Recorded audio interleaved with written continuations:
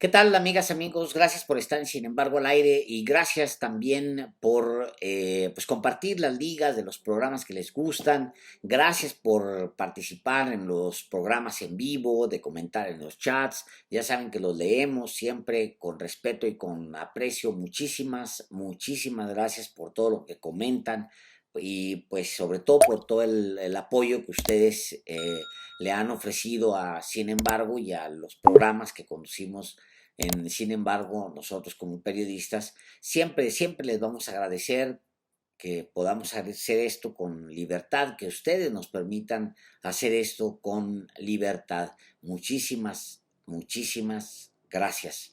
Y este es mi texto que se publica este 3 de octubre. Curioso porque pues ayer los mexicanos recordábamos justamente la tragedia de 1968 que protagoniza el ejército mexicano y también, pues bueno, que afecta a los civiles, a los jóvenes estudiantes en este caso, a los que se habían movilizado entonces, hace más de 50 años de eso, y el ejército sigue estando en el núcleo del debate permanentemente en México y en el mundo, es así, pero ahora justamente el ejército está en el corazón de un nuevo debate y por eso consideré importante escribir este texto que se llama Ejército de Paz, Ejército de Guerra, y dice lo siguiente. Muchas de las noticias de la última semana de septiembre se relacionaron con el papel que ha jugado el ejército mexicano en eventos de gran impacto durante los últimos pocos años. Desde la infiltración de estudiantes de la Normal Rural de Ayotzinapa en tiempos de Enrique Peña Nieto, hasta su rol como constructor de grandes obras en la presente administración. Desde la necesidad de que participen en la vida civil por medio de la Guardia Nacional hasta el asesinato de un joven soldado al que sus superiores abandonaron junto con 42 estudiantes más, a pesar de que sabían que su destino era, quizás, la muerte. Desde la vigilancia de los zapatistas en Chiapas hasta su papel en episodios extremos como el llamado Culiacanazo o las detenciones de grandes capos del narcotráfico. Una parte de las revelaciones de la semana pasada tienen que ver con hallazgos del Grupo Interdisciplinario de Expertos Independientes, el GIEI, así como lo que ha ido revelando la Comisión de la Verdad, ordenada por el presidente Andrés Manuel López Obrador y que encabeza Alejandro Encinas. Y uno de los casos más difíciles que yo haya escuchado en décadas tiene que ver con un soldado raso, Julio César López Patolsi. En el sitio oficial del Gobierno de México, con 3.43 millones de seguidores y desde donde se transmite la mañanera, se dio a conocer un video que explica cómo en la madrugada del 26 de septiembre del 2014, entre los 43 estudiantes agredidos y posteriormente desaparecidos por autoridades de distintos niveles de gobierno y por miembros del crimen organizado, se encontraba un muchacho que además era parte del ejército mexicano. Era un indígena pobre de la región al que le habían asignado el papel de espía. La historia contada desde el canal de Presidencia dice: la autoridad militar tuvo conocimiento de lo que estaba pasando en Iguala. Los estudiantes eran vigilados en todo momento y además un miembro de las Fuerzas Armadas fue agredido y desaparecido. ¿Por qué pasó lo que pasó? ¿Por qué no intervinieron sus superiores, sus supervisores para evitar los hechos? ¿Por qué no los buscaron como marca su propio protocolo? Nunca realizaron ningún esfuerzo para ponerlo a salvo. Abandonaron a uno de los suyos. Ahí termina la cita de lo que dice este video publicado en el canal de la presidencia de López Obrador. Y yo creo que nada en política es casualidad, como el mismo López Obrador refiere. Yo creo que hay una razón para que el canal oficial de este gobierno, que tiene una enorme penetración entre la población mexicana, difunda esta historia cruel sobre el triste papel que jugaron recientemente oficiales de alto rango. Y nuestra obligación es estar atentos. El presidente es un gran defensor del ejército, pero a su vez difunde esta historia para que se sepa que no todo es miel sobre hojuelas. El presidente defiende el nuevo rol del ejército mexicano en la sociedad, pero a su vez permite el arresto del general retirado José Rodríguez Pérez por su presunta participación en hechos barbáricos que avergonzarían a cualquier individuo en cualquier parte del mundo. Insisto en que hay que leer en entre líneas.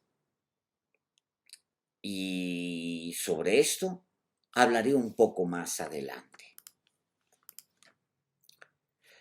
Otra parte de las revelaciones recientes tienen que ver con los documentos, entre ellos 4.1 millones de correos sustraídos por hackers ilegalmente de la Secretaría de la Defensa.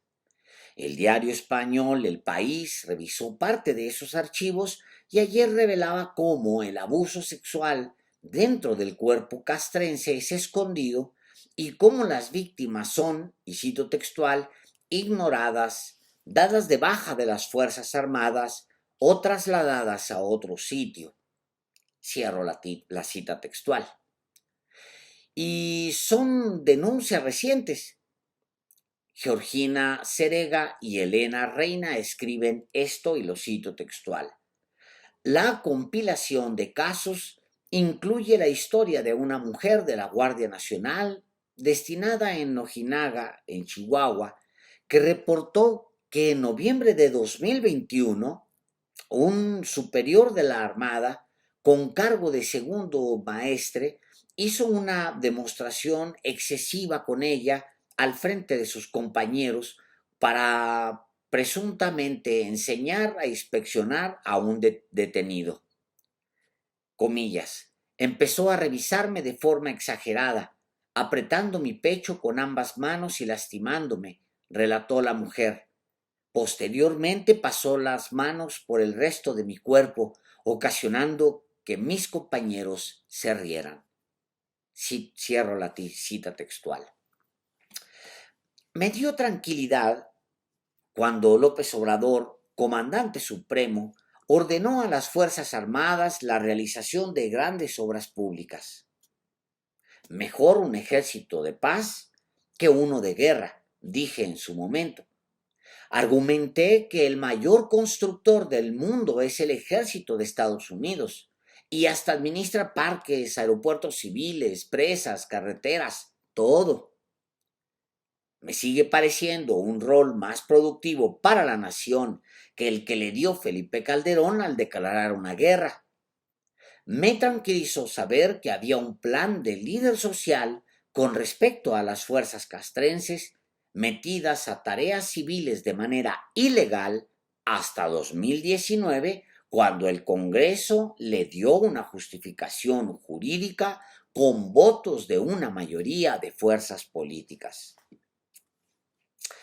Sin embargo, conforme se acerca el día en que López Obrador deje la presidencia, mi tranquilidad se ha ido transformando en prudencia y no quiero que la prudencia se me vuelva preocupación y por eso escribo estas líneas. Sí, sí creo en el compromiso pacifista del presidente. Sí, sí creo en su buena voluntad respecto al ejército. Me da confianza cuando recuerda que todos los crímenes cometidos por las Fuerzas Armadas han sido por órdenes de los civiles, como en 1968, pero a su vez me recuerda que somos una democracia y que si una mayoría decide en el futuro, no creo que en 2024, pero en el futuro, instalar a un Felipe Calderón a la presidencia, ese Felipe Calderón tendrá a su disposición un robusto cuerpo castrense que construye, sí, pero que también espía y que tiene en sus entrañas a individuos que son capaces de ordenar la muerte o la desaparición de uno de los suyos, como sucedió con López Patolsin, o que puede aprovecharse para esconder abusos contra sus mismos elementos, como revelan los correos recientemente robados por los hackers. Me pone en calma saber que ese ejército de guerra que usaron los anteriores presidentes es ahora un ejército de paz, pero al mismo tiempo eleva mi prudencia cuando evalúo que cualquier otro presidente que no sea López Obrador puede perfectamente transformar ese ejército de paz en uno represor. Aquí el tema es que este presidente fue una excepción. Yo creo que la siguiente presidenta o el siguiente presidente emanados de la izquierda mantendrá a las Fuerzas Armadas en tareas de paz, pero puede rechazar la idea de que como somos una democracia, el péndulo vuelva a jalar hacia la derecha y entonces tendremos un problema. Porque así como el ejército fue capaz de moverse hacia la paz cumpliendo órdenes de su comandante supremo, así un comandante supremo de derechas puede regresar a esa fuerza más poderosa que nunca a la guerra. La información filtrada dice que en abril pasado el general Luis Crescencio Sandoval asistió a un concierto de Gloria Trevi en el auditorio de la Ciudad de México y que le bordaron sus iniciales y las de su esposa en las toallas que utilizan en su domicilio, según El País. Ojalá esa fuera la única información contenida en los cables. Otra da cuenta de cómo los militares están metidos en temas civiles hasta en la cocina y que siguen siendo una fuerza que se ampara en la seguridad nacional para ser opaca. Me pone en alerta que, por ejemplo, ahí adentro hay alguien que decidió abrirle las puertas del campo militar número 1 a Jorge Fernández Meléndez, un enemigo del presidente que lleva décadas denostándolo, para que entrevistara al general que fue detenido porque él mismo, López Obrador, dio la orden para que así fuera. Es curioso porque, por un lado, el presidente abre las prisiones militares a las víctimas de la guerra sucia, pero por el otro, alguien le abre las mismas prisiones a los enemigos del presidente. No me da buena espina. Nunca está de más la preocupación. Nunca está de más encender una luz amarilla cuando se trata del ejército. Las noticias de la última semana de septiembre nos dicen que hay militares que espían a civiles, que los infiltran. Nos dicen que en la entraña misma de las Fuerzas Armadas hay quien es capaz de mandar a uno de los suyos a una muerte seguro o bien ocultar hechos que son muy dolorosos, como el abuso sexual contra mujeres soldado. Si los datos no se filtran o si no hubiera una voluntad expresa del presidente, mucho de esto no se sabría. Pero López Obrador se va en poco menos de 2 años y el ejército y todos nosotros nos quedamos aquí. Muchas gracias.